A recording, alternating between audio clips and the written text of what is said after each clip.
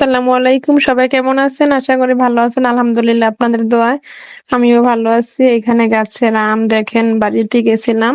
আমার জ্যাঠা শ্বশুর মারা গেছিল। আপনাদের সাথে শেয়ার করছিলাম ভিডিওটা। তো আসার পথে আমগুলা আনছিলাম আরকি। আর এইখানে দই আছে, দুধ আছে, চিড়া আছে, চিনি আছে।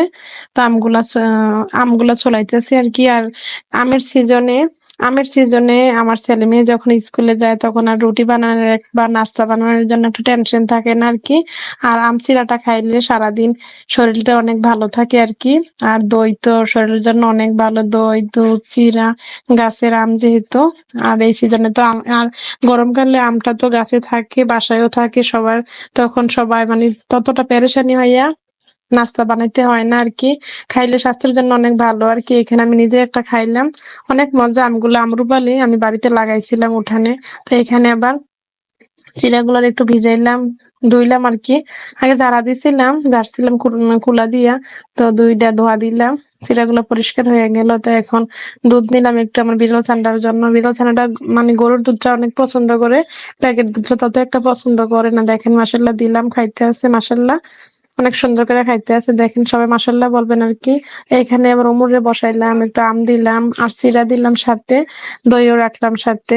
একসাথে এগুলা খাইলে শরীরের জন্য অনেক ভালো, অনেক উপকার আরকি। সবাই এভাবে চেষ্টা করবেন সকালবেলা খাওয়ার জন্য।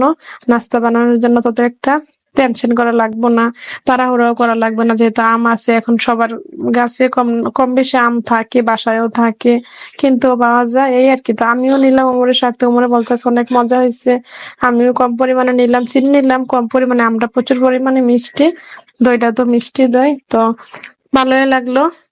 আপনারা সবাই দোয়া করবেন, আপনাদের জন্য দোয়া রইলো। এখানে কলাও নিলাম। কলাটা না নিলে তো ভালো লাগে না। কলাটাও শরীরের জন্য প্রচুর পরিমাণে ভালো।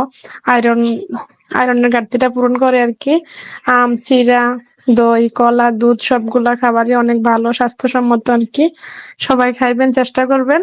এই আর কি। আমি বাসায় তত একটা নাস্তা বানাই না আমের সিজনে। আজকে এতটুকুই। আল্লাহ হাফেজ।